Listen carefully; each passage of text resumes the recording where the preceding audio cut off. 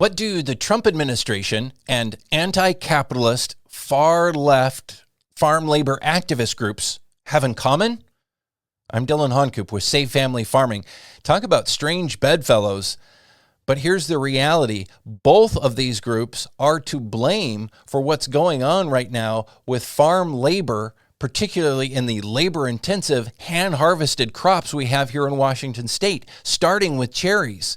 It's happening right now. Farms are not able to get the amount of workers they need to bring in the crop. Why? Because people are staying home, whether they live here close to the orchards or whether they're coming from other parts of the country. We're hearing that migrant workers from California, even places as far south as Texas, are choosing not to come to Washington state for fear of raids on farms, for fear of highway checkpoints and other things like that.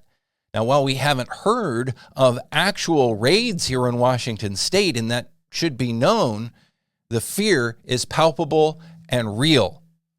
This needs to be addressed, and while the Trump administration has sent some mixed signals in recent days, the problem still really hasn't been dealt with.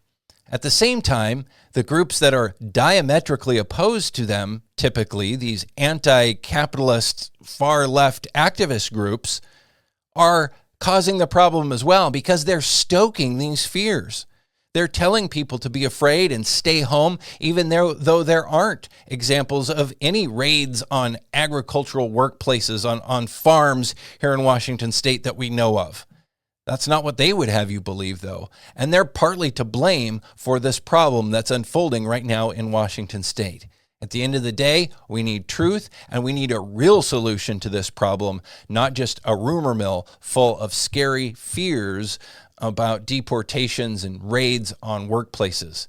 We hope cooler heads and wiser leaders can prevail and solve this issue before too much more of our Washington state fruit crops go to waste for lack of workers.